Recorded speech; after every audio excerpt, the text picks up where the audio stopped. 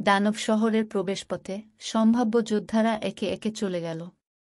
কার্যত প্রত্যেক সম্ভাব্য যোদ্ধার গায়ে কয়েকটি রক্তের দাগ ছিল, তা তাদের নিজের রক্তই হোক বা দানবের রক্ত।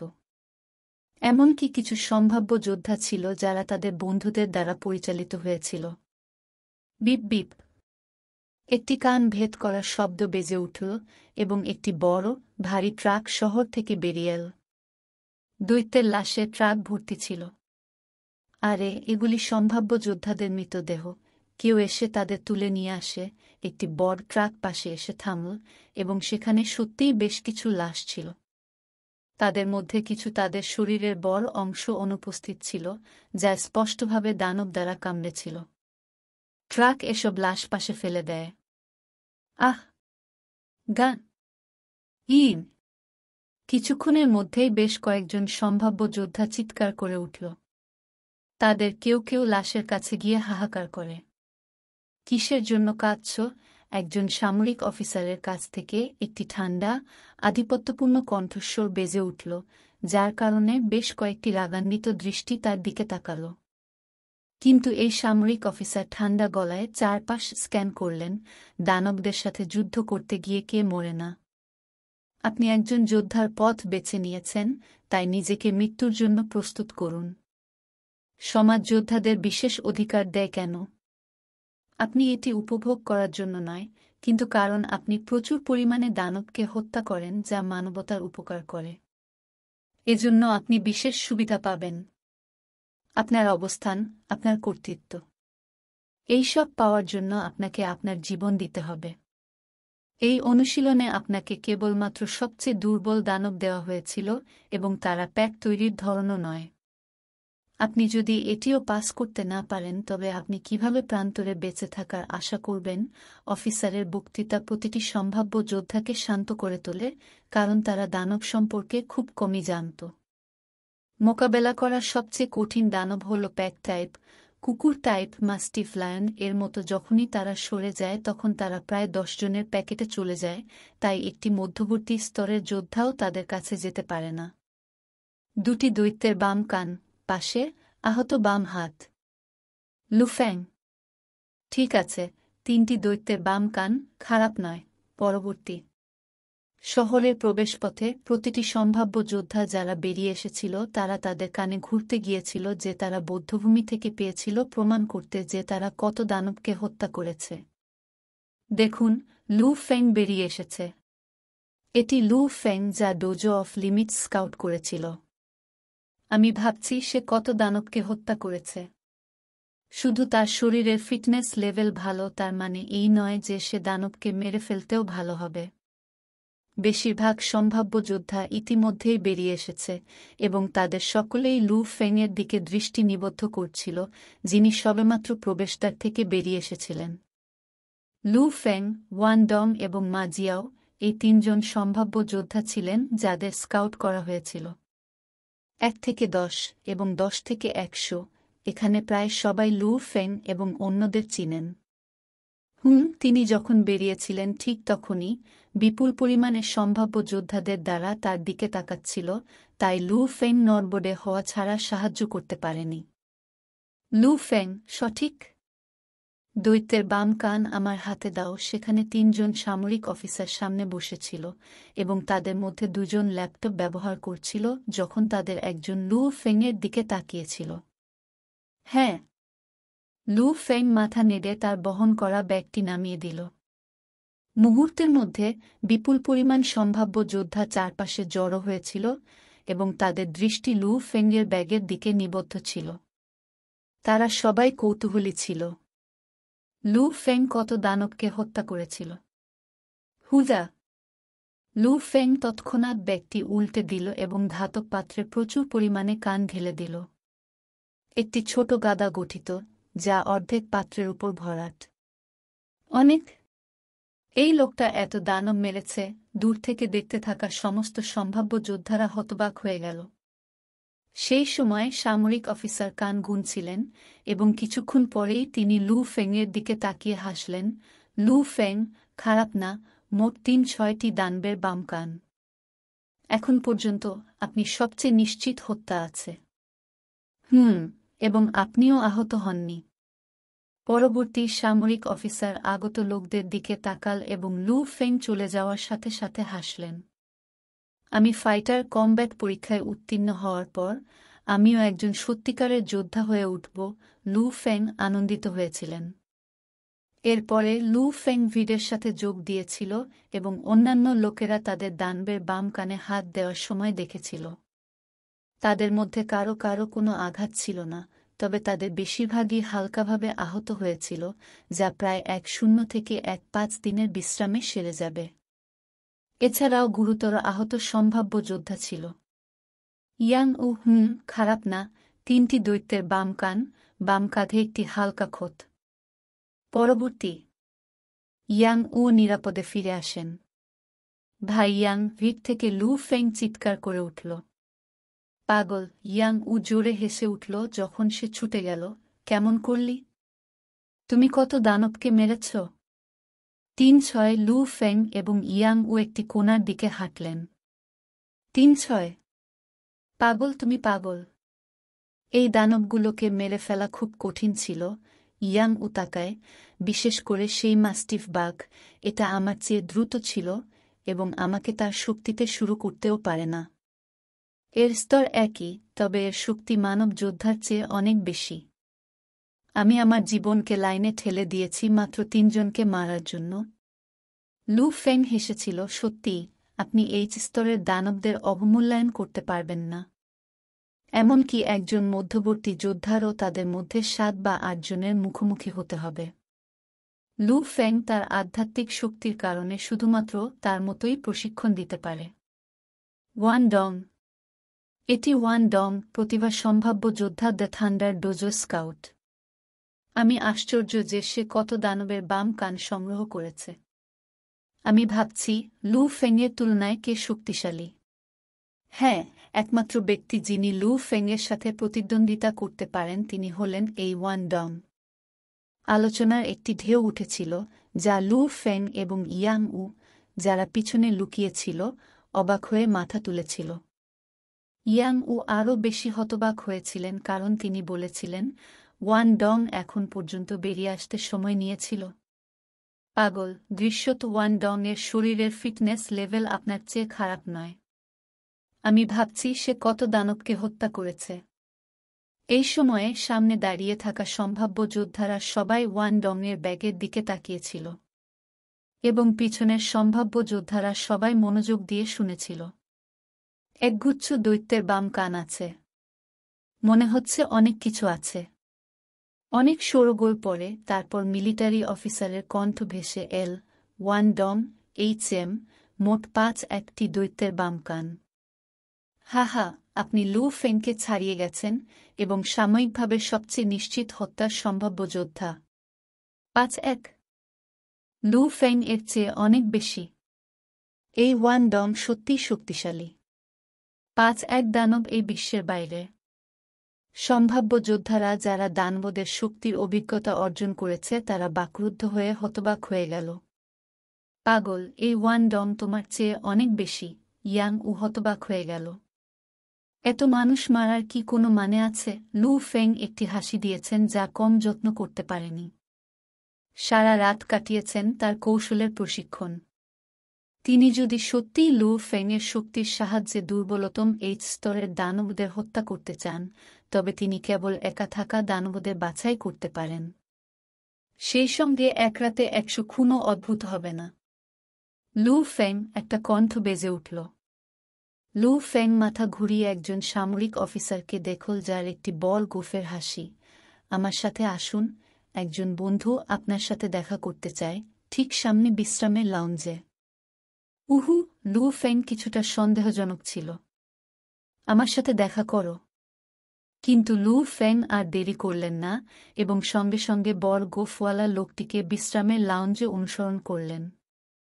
তিনি প্রবেশ করার আগে লু ফেং তার রক্তমাখা যুদ্ধের ইউনিফর্মটি খুলে ফেললেন এবং কিছুটা ধুয়ে ফেললেন। তারপরে প্রবেশের আগে কিছু তাজা, পরিষ্কার পোশাক পরে সে বিশ্রামের লাউঞ্জে একজন বর্বর লোক চোখ বন্ধ করে বসে আছে। তারা হঠাৎ খুলে গেল এবং বিদ্যুতের মতো লু ফেংয়ের দিকে তাকাল। তাকে লু ফেং হতবাক। এই লোকটিকে তিনি চিনতেন। এই লোকটি চিফ ইন্সট্রাক্টর ঝু গেয়ের সাথে কথা বলছিলেন এবং জিয়াংনান শহরের থান্ডার ডোজোর বড় চারজনের একজন। আমার নাম ওয়াং হেং এবং আমি বজ্র ডোজোর প্রধান প্রশিক্ষক। লোকটি হেসে বলল, লু ফেং, বসুন। এই প্রধান প্রশিক্ষকের সাথে মুখোমুখি বসবেন? লু ফেং ভিতরে ভিতরে চমকে উঠল। তিনি পুরোপুরি বুঝতে পেরেছিলেন যে এই লোকটির কতটা কর্তৃত্ব রয়েছে। একজন ডোজোর প্রধান প্রশিক্ষকের কর্তৃত্বকে একজন ওয়ারবোর্ডের সাথে তুলনা করা যেতে পারে। তাদের একটি বিস্ময়কর পরিমাণ ক্ষমতা আছে। আপনি বলতে পারেন যে এই নিষ্ঠুর লোকটির হাতে জিয়াংনান শহর রয়েছে। তুমি বসো না কেন? ভয়ে আমি তোমাকে কামড় দিব। হা হা হা। অস্থির লোকটি জোরে হাসতে লাগল। লু ফেং হেসে তার সামনে বসে বলল, মি ওয়ান, আজকে আমার সাথে তোমার কি কাজ আছে? ইহা সহজ। লোকটি হাসল, আমি তোমার পরিবারের অবস্থা দেখেছি। আপনি একটি নিয়মিত পরিবার থেকে এসেছেন এবং আপনার বাবা একটি রিমডেলিং কোম্পানিতে কাজ করেন, যখন আপনার মা সুপারমার্কেটে ক্যাশিয়ার হিসেবে কাজ করেন। আপনার ব্যাকগ্রাউন্ড তেমন ভালো নয় এবং তবুও আপনি যেখানে মাত্র 8 বছর বয়সে সেখানে পৌঁছাতে সক্ষম হয়েছেন, যা সত্যিই বিরল। লু ফেং একটি জটিল হাসি দিল। প্রকৃতপক্ষে তিনি এই দিনের জন্য অনেক বেশি কাজ করেছেন। আমি সত্যিই আপনার প্রশংসা করি এবং আমি মনে করি আপনার একটি উজ্জ্বল ভবিষ্যৎ আছে। আমি আপনাকে আনুষ্ঠানিকভাবে আমন্ত্রণ জানাই, লু ফেং, আমার বজ্র ডোজোতে যোগ দিতে। নিষ্ঠুর লোকটি লু ফেংয়ের দিকে তাকাল। আমি ইতিমধ্যেই ডোজো অফ লিমিটের সাথে একটি চুক্তি স্বাক্ষর করেছি। লু ফেং তার মাথা নেড়ে হাসলেন। অপ্রত্যাশিত লোকটা মাথা নেড়ে বলল, একটা চুক্তি? যদি এটি একটি চুক্তি হয়, আপনি শুধু এটি ভঙ্গ করতে পারেন। এটা আপনাকে দিতে হবে শুধু একটি ফি। ফাইটার নিয়ম অনুযায়ী পেমেন্ট 1 মিলিয়নের বেশি হবে না। আমি বিশ্বাস করি যে আপনি এই দামের চেয়ে অনেক বেশি মূল্যবান। আমাদের বজ্র ডোজো আপনার জন্য এই মূল্য পরিশোধ করবে। এছাড়াও, আপনি যদি যোগ দেন, আমি আমাদের বিশ্বব্যাপী থান্ডার ডোজো সদর দফতরে আপনার জন্য একটি বিশেষ প্রশিক্ষণ চুক্তির ব্যবস্থা করব। লোকটি হেসে বলল, প্রতি বছর 100 জনের বেশি যোদ্ধা এই আমন্ত্রণ পাবে না। তাদের প্রত্যেকেই হবে এক ধরনের প্রতিভা। এখনো পর্যন্ত আমরা এই বছর শুধুমাত্র 3টি আমন্ত্রণ পাঠিয়েছি। তাদের মধ্যে একজন ইউরোপীয় ইউনিয়নের 20 বছর বয়সী উন্নত যোদ্ধা। দক্ষিণ আমেরিকা থেকে আরেকটি প্রতিভা, একজন আত্মাপাঠক। এবং আমাদের তৃতীয়টি চীনের জিয়াংহুয়া শহর থেকে একটি 6 বছর বয়সী মধ্যবর্তী যোদ্ধা। তুমি হবে চতুর্থ। লু ফেং হতবাক হওয়া ছাড়া সাহায্য করতে পারেনি। 3 জনের প্রত্যেকেই জঘন্যভাবে শক্তিশালী ছিল। স্পষ্টতই ওয়ান ডং এবং মা জিয়াও, যাদের স্কাউট করা হয়েছিল, তারা এই আমন্ত্রণের জন্য যথেষ্ট যোগ্য ছিল না। কিন্তু আমি সত্যই শুধুমাত্র লু ফেংয়ের ফিটনেস লেভেলের সাথে তিনি এই ধরনের চুক্তির জন্য যোগ্য নন। যাই হোক, এর সাথে সাথে তার রু ওয়ে কৌশল সম্পর্কে তার জ্ঞানও রয়েছে।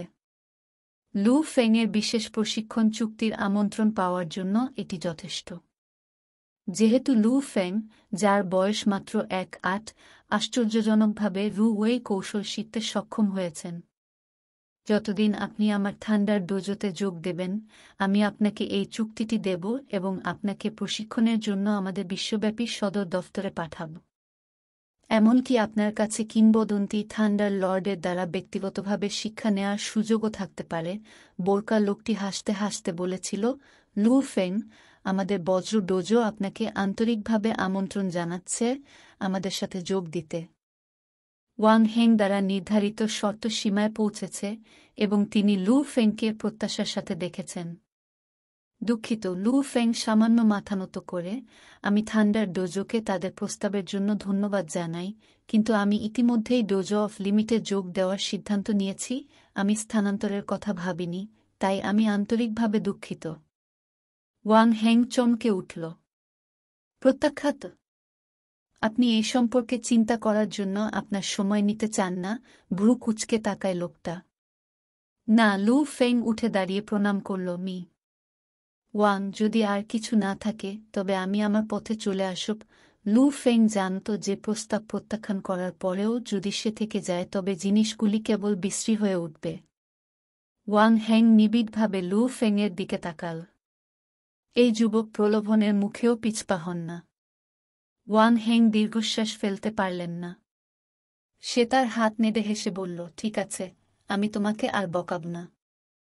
আপনি যদি কখনো আপনার সিদ্ধান্ত পরিবর্তন করেন তবে আমার ঠান্ডার ডোজোর দরজা আপনার জন্য সর্বদা খোলা থাকবে। ধন্যবাদ, মিস্টার ওয়াং। লু ফেং চলে যাওয়ার সাথে সাথে হাসলেন। লু ফেং চলে যাওয়ার পর ওয়াং হেংয়ের মুখ ডুবে গেল এবং তিনি চিৎকার করলেন, ওয়ান ডংকে আসতে বলুন। হ্যাঁ, প্রধান। বাইরের লোকজন সঙ্গে সঙ্গে ওয়ান ডংকে খবর দিতে গেল। আমি বিশ্বাস করতে পারছি না যে আমি সীমার ডোজোর কাছে অন্য একজন প্রতিভাকে হারিয়েছি। ওয়াং হেং তার চিবুক মারল এবং তার চোখ বাঘের মতো চকচক করছে। যখন থেকে ফ্যান্টম ওয়ারলর্ড একটি বড় আঘাতের কারণে অবসর নিয়েছে, আমাদের জিয়াংনান শহরের থান্ডার ডোজো অফ লিমিটসের তুলনায় ডোজো সবসময় একটি অসুবিধায় রয়েছে। ছিট! ওয়াং হেংও নার্ভাস। সমগ্র বিশ্বে ডোজো অফ লিমিটস এবং থান্ডার ডোজো হল দুটি বৃহত্তম ডোজো। ডোজোর স্রষ্টারা সবচেয়ে শক্তিশালী এবং দ্বিতীয় শক্তিশালী যোদ্ধা।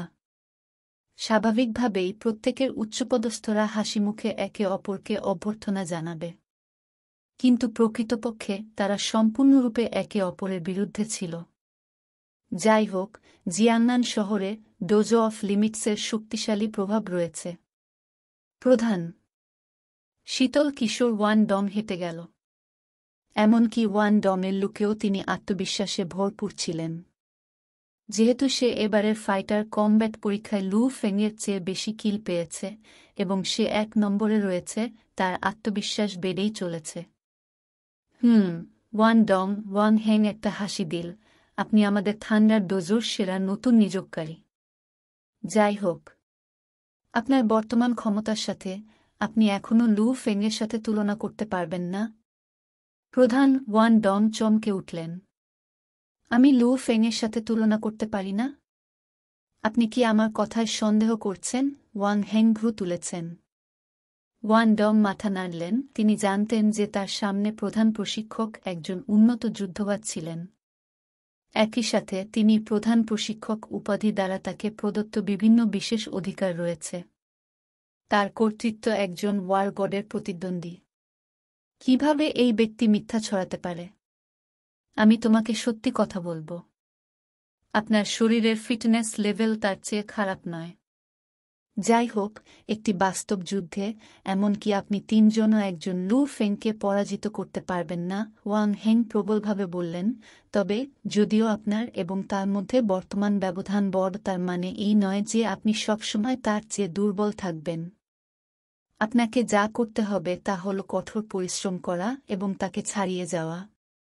আমি বেশ কয়েকজন জিনিয়াসের সাথে দেখা করেছি, কিন্তু অনেক জিনিয়াস পড়ে গেছে। জীবন মৃত্যুর সীমানায় হেঁটে চলেছে একজন যোদ্ধা। আপনার ভালো প্রতিভা মানে আপনি দ্রুত উন্নতি। এখন যে তুমি শুধু একজন যোদ্ধা হয়েছ, তোমার পথচলা শুরু হল। যাই হোক না কেন, আলগা হবেন না। লু ফেং শুধুমাত্র প্রথম প্রতিপক্ষ যা আপনাকে অতিক্রম করতে হবে।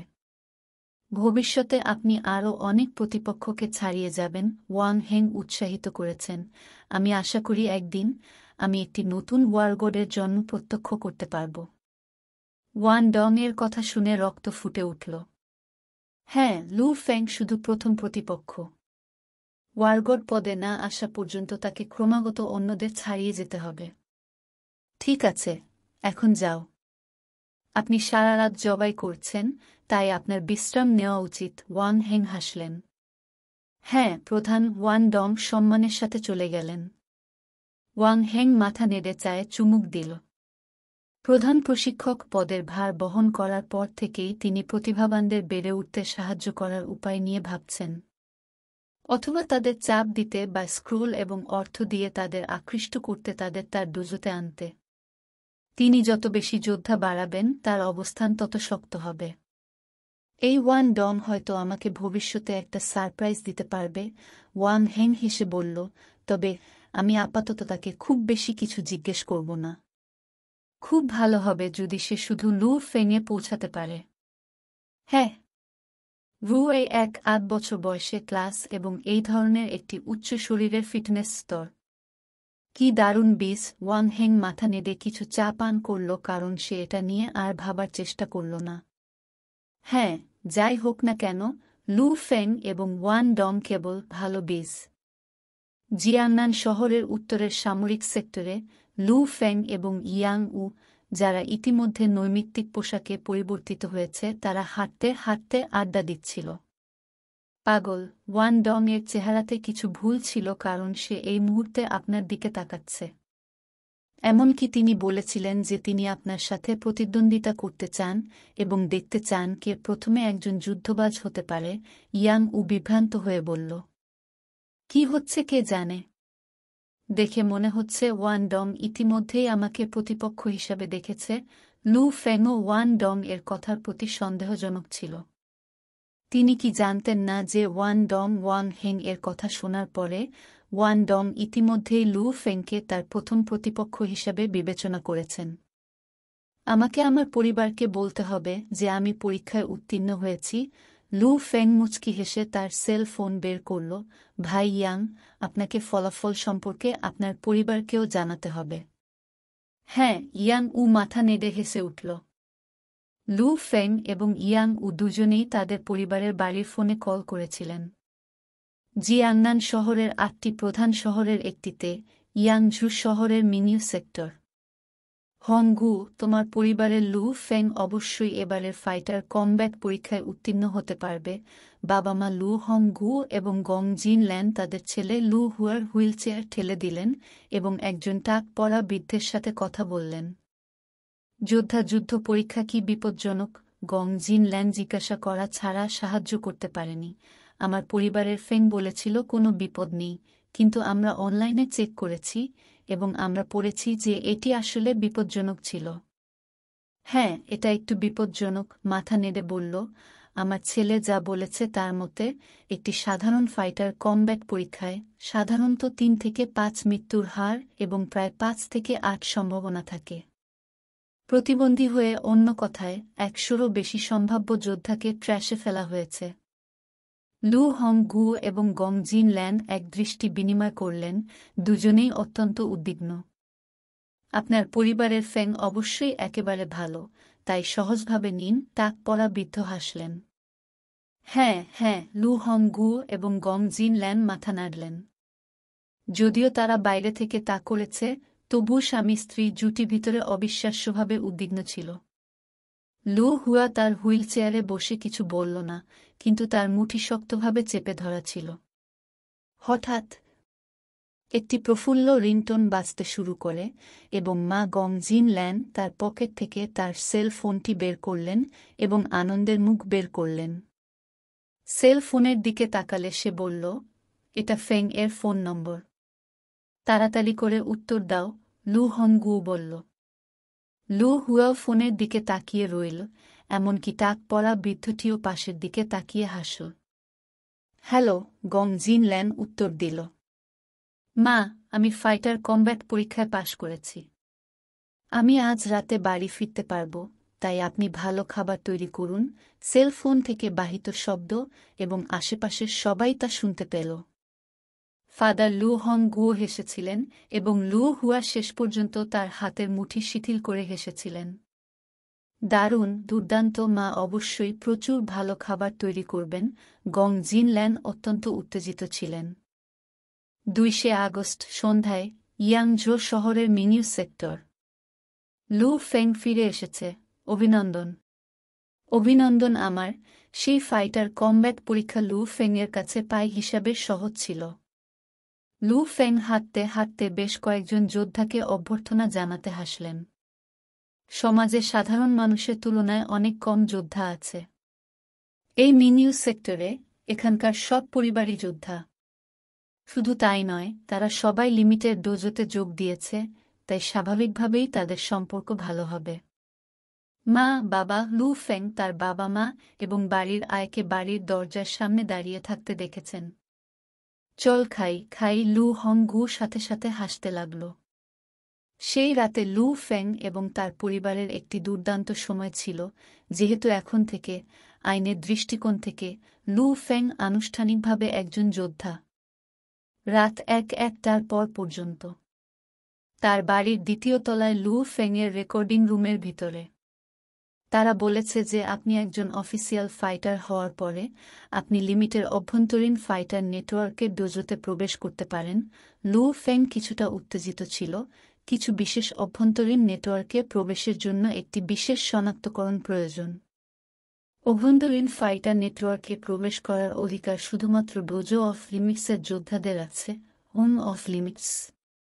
এবং যতক্ষণ আপনি একজন যোদ্ধা হন, আপনি জোট চ্যানেলে লগ ইন করতে সক্ষম হবেন। হোম অফ লিমিটস, লু ফেং তার কিবোর্ডের মাধ্যমে টাইপ করেছেন।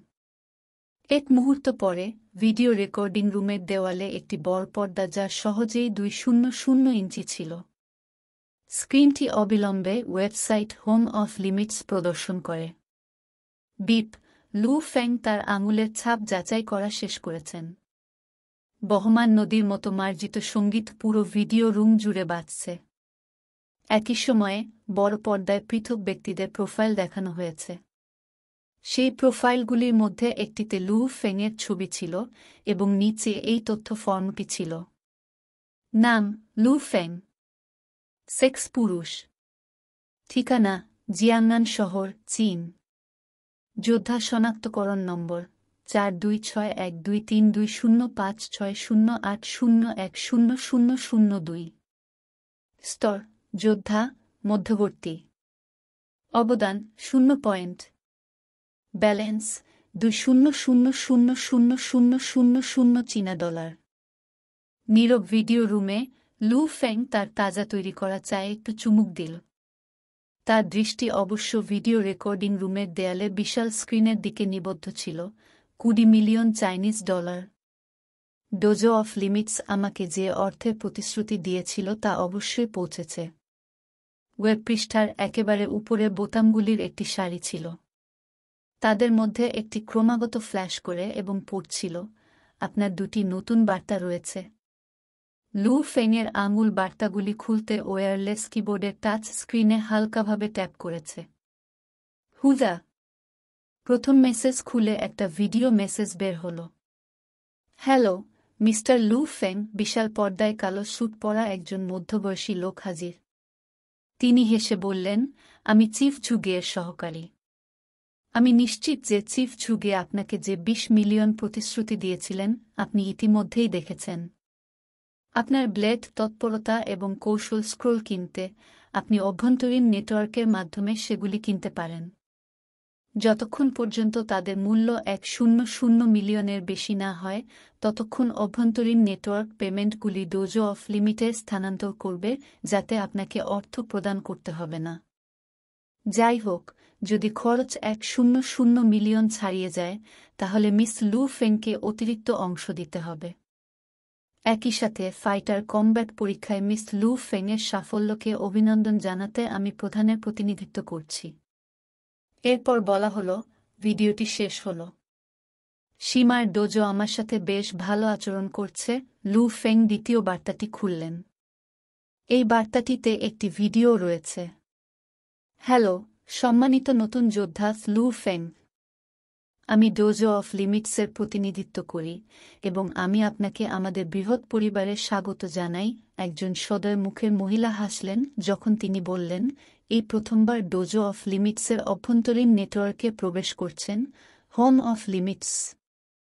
হোম অফ লিমিটের বিভিন্ন ফাংশন কিভাবে ব্যবহার করতে হয় তা আমাকে বলতে দিন। প্রথমে হোম অফ লিমিটে আপনি বিভিন্ন অস্ত্র, কৌশল, তৎপরতা স্ক্রোল এবং আক্রমণাত্মক স্ক্রোল যেমন ব্লেড স্ক্রোল, বর্ষা স্ক্রোল, তলোয়ার স্ক্রোল ইত্যাদি কিনতে পারেন। এছাড়াও রয়েছে উত্তপ্ত অস্ত্র, পরিবহন সরঞ্জাম, প্রতিরক্ষামূলক গিয়ার, যোগাযোগ ব্যবস্থা, বিশেষ বোমা, বিশেষ ওষুধ, জেনেটিক ওষুধ, এমনকি কিছু বিরল উপাদান এবং গুপ্তধন রয়েছে। যতক্ষণ আপনার কাছে পর্যাপ্ত টাকা থাকবে ততক্ষণ আপনি সেগুলি সব কিনতে পারবেন। আপনি একবার পেমেন্ট করলে ভালো ২-৪ ঘন্টার মধ্যে পৌঁছে যাবে। লিমিট হোমের মাধ্যমে আপনি এমনকি একজন ওয়ারলর্ড বা এমনকি একজন ওয়ারগড যোদ্ধাকে ইন্টারনেটের মাধ্যমে আপনাকে একের পর এক গৃহশিক্ষকের জন্য জিজ্ঞাসা করতে পারেন। একইভাবে আপনাকে অর্থ প্রদান করতে সক্ষম হতে হবে।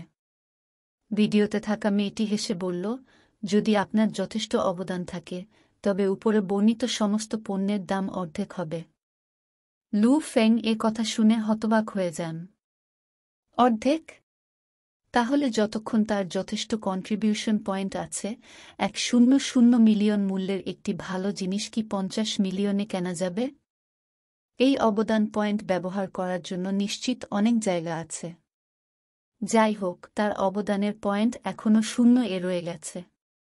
অবদান পয়েন্টের জন্য অনেক ব্যবহার আছে। আপনি কেবল তাদের সাথে পণ্য কিনতে পারবেন না, তবে আপনি একবার একটি নির্দিষ্ট পয়েন্টে পৌঁছে গেলে আপনি ডোজো অফ লিমিটসের বিশেষ বাহিনীকে কল করতে তাদের ব্যবহার করতে পারেন। ভিডিওতে থাকা মেয়েটি হেসে বলেছিল, উচ্চতর অবদানের পয়েন্টগুলি আরও শক্তি, সুবিধার প্রতিনিধিত্ব করে এবং আমার ডোজো অফ লিমিটে কর্তৃত্ব। অবদান পয়েন্ট অর্জনের দুটি প্রধান উপায় আছে। প্রথমে আপনি দানবদের মেরে ফেলতে পারেন এবং তাদের শরীর থেকে কিছু উপাদান বাছাই করতে পারেন এবং এই গুরুত্বপূর্ণ উপকরণগুলি ডোজো অফ লিমিটে বিক্রি করতে পারেন।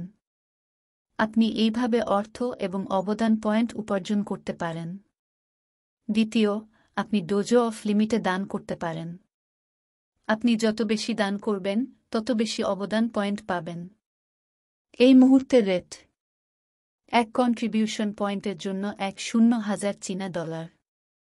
দান পদ্ধতিতে সর্বনিম্ন অনুদান হল ১০ মিলিয়ন চীনা ডলার এবং একজন যোদ্ধা সর্বোচ্চ ১০০ বিলিয়ন দান করতে পারে। অন্য কথায়, দান পদ্ধতির মাধ্যমে আপনি ১০ মিলিয়ন পর্যন্ত অবদান পয়েন্ট উপার্জন করতে পারেন। লু ফেং এই কথা শোনার পর একটা গভীর শ্বাস নিলেন। দান করার একটা সীমা আছে? সর্বোচ্চ ১০০ বিলিয়ন। এর চেয়ে বেশি কিছু তারা মেনে নেবে না। ১০০ বিলিয়ন চাইনিজ ডলার মনে হচ্ছে চীনের সবচেয়ে ধনী ব্যক্তির কাছে মাত্র ১০০ বিলিয়নের কিছু বেশি। পৃথিবীর সবচেয়ে ধনী ব্যক্তিদের জন্য ফোর্বসের র্যাঙ্কিংয়ে সবচেয়ে ধনী ব্যক্তির কাছে মাত্র ১২০ বিলিয়ন আমেরিকান ডলার রয়েছে, যা ৪২০ বিলিয়ন চীনা ডলারের সমতুল্য। অবশ্যই ফোর্বস শুধুমাত্র সারফেস র্যাঙ্ক করে। কিছু বিশাল পরিবারের সম্পূর্ণ সঞ্চয় কিছু ধনী ব্যক্তিকে ছাড়িয়ে যায়। যাই হোক, এটি পুরো পরিবারের সঞ্চয়। জনাব লু ফেং, আমি আপনাকে মনে করিয়ে দিই যে অবদান পয়েন্ট অর্জনের সর্বোত্তম উপায় হল দানব স্বীকার করা। আপনি শুধুমাত্র অবদান পয়েন্ট অর্জন করতে পারবেন না, কিন্তু অর্থ উপার্জন করতে পারেন। ভিডিওতে মেয়েটি হেসে বলল, যদিও আপনার একটি বড় প্রিন্সিপাল আছে, অবিলম্বে জিনিস কিনবেন না। আপনি যোদ্ধার আলোচনা ডাটাবেসে প্রবেশ করতে পারেন এবং একজন যোদ্ধার প্রয়োজনীয় প্রাথমিক জ্ঞানের কিছু সাবধানে শিখতে পারেন। আপনি যখন একটি স্ক্রোল বাছাই করছেন বা একটি অস্ত্র কিনছেন, তখন এটি আপনাকে সাহায্য করবে। অবশেষে, আমি আশা করি মিস লু ফেং সীমাবদ্ধতার ডোজোতে আমাদের বিশাল পরিবারের যোদ্ধাদের একেবারে শীর্ষে উঠতে পারবেন। একথা বলার পর ভিডিওতে থাকা মেয়েটি মাথা নত করে তারপর ভিডিওটি শেষ হয়। শোনার পর লু ফেং বাকরুদ্ধ হয়ে গেল। অভ্যন্তরীণ নেটওয়ার্ক হোম অফ লিমিটসের জন্য সত্যিই একটি বিশাল ব্যবহার রয়েছে। যে জিনিসটি লু ফেংকে সবচেয়ে বেশি আকৃষ্ট করে তা হল যে আপনি আসলে অর্থ ব্যবহার করতে পারেন একজন যুদ্ধবাজ বা এমনকি একজন ওয়ারগড লেভেলের যোদ্ধা পেতে, যা আপনাকে ইন্টারনেটের মাধ্যমে একের পর এক শিক্ষা দিতে পারে। যদিও তার কাছে ২০ মিলিয়ন চাইনিজ ডলার ছিল, লু ফেং কোনো অস্ত্র কেনার জন্য তাড়াহুড়ো করেনি। তিনি প্রথমে হোম অফ লিমিটসের অভ্যন্তরীণ নেটওয়ার্কে অভ্যস্ত হওয়ার চেষ্টা করেছিলেন। হোম অফ লিমিটস ওয়েবসাইটে অনেক ফাংশন আছে। বিভিন্ন ধরনের বিভিন্ন বোর্ড ছিল, মিশন গ্রহণ করা, মিশন পোস্ট করা, চ্যাটিং, প্রশিক্ষণ এবং দান করা। যাই হোক, লু ফেংকে আকৃষ্টকারী দুটি বৃহত্তম বোর্ড ছিল ফাইটার আলোচনা এবং ইন্টারনেট বাজার বোর্ড। ইন্টারনেট বাজারে ডাও ইন টেকনিক স্ক্রোল, তৎপরতা স্ক্রোল, ব্লেড স্ক্রোল, উত্তপ্ত অস্ত্র, ঠান্ডা অস্ত্র, জেনেটিক ওষুধ, একটি লু ওয়ানজিয়াং ইত্যাদি ছিল। এক বাক্যে, ইন্টারনেট বাজার অর্থ ব্যয় করার একটি জায়গা। তো নোট, আমার কোনো ধারণা নেই এটা কি। হয় আমি পূর্ববর্তী অধ্যায়ে যে এটি মিস করেছি বা লেখক ভবিষ্যতের অধ্যায়ে এর অর্থ উপস্থাপন করবেন। যোদ্ধা আলোচনা। লু ফেং বোর্ডে ক্লিক করেন এবং বেসিক ফাইটার নলেজ ডেটাবেস নামে একটি থ্রেড দেখতে পান। এই থ্রেডে কোনো উত্তর ছিল না, এটি শুধুমাত্র একটি বিশাল পরিমাণ মৌলিক তথ্য ছিল। আত্মা পাঠ। লু ফেং পৃষ্ঠাটি স্ক্রোল করতে থাকে কারণ তিনি আত্মা পাঠকদের মধ্যে কিছু ধরনের ভূমিকা খুঁজে বের করার চেষ্টা করেছিলেন। অবশেষে লু ফেং একটি বিভাগ দেখেছেন, আত্মা পাঠকদের উপর একটি মৌলিক স্কেচ। সহকর্মী ভাইয়েরা, যেহেতু আমার কাছে মনে হচ্ছে মানুষ আত্মা পাঠকদের সম্পর্কে খুব কমই জানে, তাই আমাকে একটি মৌলিক ভূমিকা দিতে দিন। লু ফেং এই প্রথম বাক্যটি পড়ার পর তিনি হেসেছিলেন। এটা পরিষ্কার যে এই তথাকথিত ফাইটার ডাটাবেসটি ছিল যোদ্ধাদের কাছ থেকে একগুচ্ছ পোস্ট। এটা মোটেও আনুষ্ঠানিক ছিল না। আত্মা পাঠকদের যোদ্ধাদের বৃত্তের সবচেয়ে ভয়ঙ্কর দল বলা যেতে পারে। প্রথম, আপনি আত্মা পাঠক হওয়ার প্রশিক্ষণ নিতে পারবেন না। প্রতিটি আত্মা পাঠক স্বভাবতই প্রতিভাধর এবং নিজেরাই জাগ্রত হয়। পোস্টে ব্যবহৃত ভাষাটি বেশ নৈমিত্তিক ছিল। তারা জাগ্রত হওয়ার আগে তারা কেবল একজন নিয়মিত যোদ্ধা হতে পারে।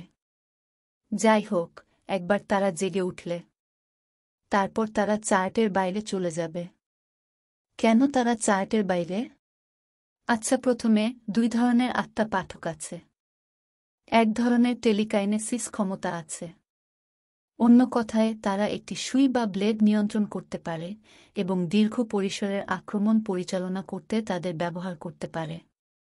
তাদের টেলিকাইনেসিস দ্বারা নিয়ন্ত্রিত বস্তুগুলি ভারী স্নাইপার রাইফেলের বুলেটের চেয়ে অনেক বেশি শক্তিশালী। একটি স্নাইপার রাইফেল থেকে গুলি প্রায় সবসময় সোজা হয়। যাই হোক, স্পিরিট রিডার নিয়ন্ত্রণ করে এমন বস্তুর কোনো নিয়ম নেই।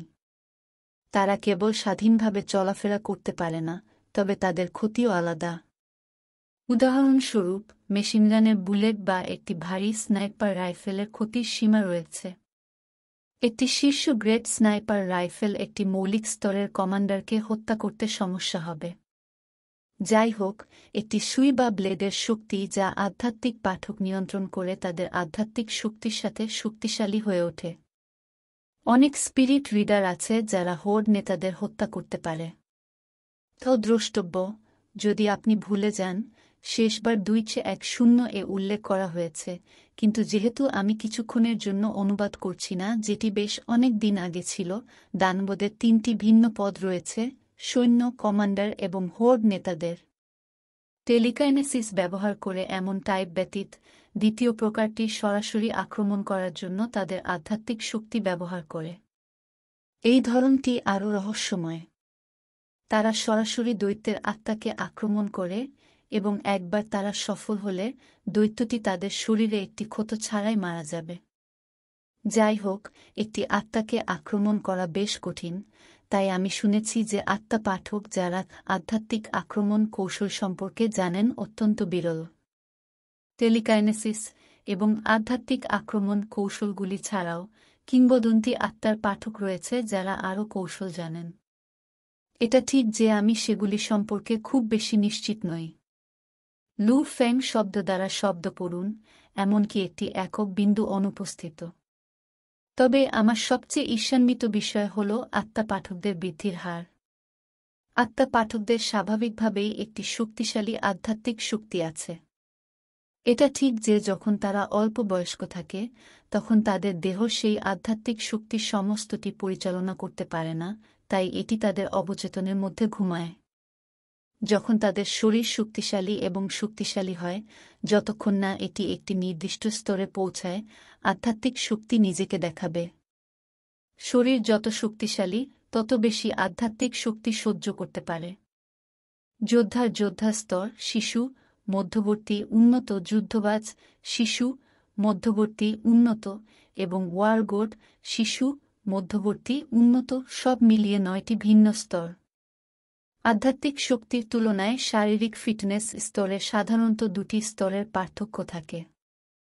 উদাহরণস্বরূপ, যদি কারো ফিটনেস লেভেলও একজন শিক্ষানবিশ যোদ্ধার পর্যায়ে থাকে, তাহলে সেই আত্মা পাঠক সাধারণত একজন উন্নত যোদ্ধা হবে। যদি তাদের শরীর মধ্যবর্তী যোদ্ধার স্তরে থাকে, তবে সেই আত্মা পাঠক একজন শিক্ষানবিশ যোদ্ধা হবেন। আত্মা পাঠকদের অত্যন্ত দ্রুত বৃদ্ধির সময়কাল আছে। যেহেতু একজন আত্মা পাঠকের স্বাভাবিকভাবেই একটি অত্যন্ত শক্তিশালী আধ্যাত্মিক শক্তি থাকে, তাই এটি কেবল তাদের অবচেতনে ঘুমায়। যখনই তাদের শরীর শক্তিশালী হবে, ঘুমন্ত আধ্যাত্মিক শক্তি নিজেকে আরও বেশি দেখাবে। শরীর যত শক্তিশালী হবে, আধ্যাত্মিক শক্তি তত শক্তিশালী হবে। একদিন পর্যন্ত যখন সমস্ত ঘুমন্ত আধ্যাত্মিক শক্তি নিজেকে দেখাবে। এরপরে একজন স্পিরিট রিডারের বৃদ্ধির হার কমতে শুরু করবে। লু ফেং যখন এই অংশটি পড়েন, তখন তিনি দ্বিধা ছাড়া সাহায্য করতে পারেননি। তাই যখন একজন আধ্যাত্মিক পাঠক শক্তিশালী হয়, তখন এর প্রকৃত অর্থ হল ঘুমন্ত আধ্যাত্মিক শক্তি নিজেকে দেখাচ্ছে। শুধুমাত্র একটি শক্তিশালী শরীরের সাথে আপনি যথেষ্ট আধ্যাত্মিক শক্তি সহ্য করতে পারেন। সুতরাং একজন আধ্যাত্মিক পাঠকের সম্ভাবনা তাদের মধ্যে কতটা আধ্যাত্মিক শক্তি রয়েছে তার উপর নির্ভর করে। কখনো কখনো ঘুমন্ত আধ্যাত্মিক শক্তি একটি তরল পদার্থ বা অর্ধ কঠিন, অর্ধেক তরল পদার্থের আকার ধারণ করে। কখনো কখনো তারা এমনকি সম্পূর্ণ শক্ত। কিংবদন্তি অনুসারে আধ্যাত্মিক শক্তি যদি শক্ত আকার ধারণ করে, তবে আধ্যাত্মিক শক্তি অত্যন্ত মহান। তারা সকল আত্মা পাঠকদের মধ্যে সবচেয়ে সম্ভাবনাময়। তাদের দেহের বৃদ্ধির সাথে সাথে শক্তের আধ্যাত্মিক শক্তি ক্রমাগত মুক্তি পাবে, যা তাদের আরও শক্তিশালী করে তোলে। একদিন পর্যন্ত যখন কঠিন সম্পূর্ণরূপে দ্রবীভূত হবে, তাদের দ্রুত বৃদ্ধির সময়কাল শেষ হবে। লু ফেং তার উত্তেজনাকে দমন করে এবং পুরো জিনিসটি শেষ না হওয়া পর্যন্ত পড়া চালিয়ে যান। এরপরে লু ফেং ডাটাবেস অনুসন্ধান চালিয়ে যান এবং আত্মা পাঠকদের আরও 2টি ভূমিকা খুঁজে পেতে সক্ষম হন। তারা যা রূপরেখা দিয়েছে তা প্রায় একই ছিল, তাই মনে হচ্ছে সেগুলি সত্য। লু ফেং মাথা নাড়ল। তারপর, আমার চেতনায় অন্ধকার সোনালি বলটি একটি কঠিন আকারে প্রচুর পরিমাণে আধ্যাত্মিক শক্তি হওয়া উচিত। আমি নিশ্চিত ভাগ্যবান যে আমার জাগরণ থেকে বেঁচে গেছি। লু ফেং অবাক হয়ে গেল। 3টি পোস্টের ভূমিকায় তিনি যা পড়েছেন তা অনুসারে, যখন একজন আত্মা পাঠক জাগ্রত হয়, তখন তাদের অবচেতনে প্রচুর পরিমাণে শক্তিশালী আধ্যাত্মিক শক্তি বিস্ফোরিত হয়। যদি তাদের জাগরণ ব্যর্থ হয়, তাহলে তারা প্রতিবন্ধী, উদ্ভিজ্জ মানুষ, এমনকি রক্তক্ষরণে মারা যেতে পারে। আশ্চর্যের কিছু নেই, আমার শৈশবের প্রায় প্রতিদিনই আমার হালকা মাথা ব্যথা ছিল। এমনকি আমার কয়েকটা কোমা ছিল। লু ফেং বুঝতে পেরেছিল এটা মনে হচ্ছে কারণ আমার শরীর খুব দুর্বল ছিল এবং আমার শক্তিশালী আধ্যাত্মিক শক্তিকে সামলাতে পারেনি, যার কারণে মাথা ব্যথা হয়েছিল। এখন আমার ফিটনেসের মাত্রা বেড়েছে, মাথা ব্যথা কম ঘন ঘন হয়ে উঠেছে। এখন আমার মাথা ব্যথা একেবারেই নেই। লু ফেং জেগে ওঠার পর থেকেই তার মাথা ব্যথা চলে যায়। আমি বিশ্বাস করতে পারি না যে অন্ধকার সোনার বলটি আমার আধ্যাত্মিক শক্তি গ্রহণ করছে। আমি আশ্চর্য হই যে এর ভিতরে কতটা আধ্যাত্মিক শক্তি আছে। লু ফেং বিস্মিত। আপনি যদি কোনো ত্রুটি খুঁজে পান, অনুগ্রহ করে আমাদের জানান, যাতে আমরা যত তাড়াতাড়ি সম্ভব এটি ঠিক করতে পারি।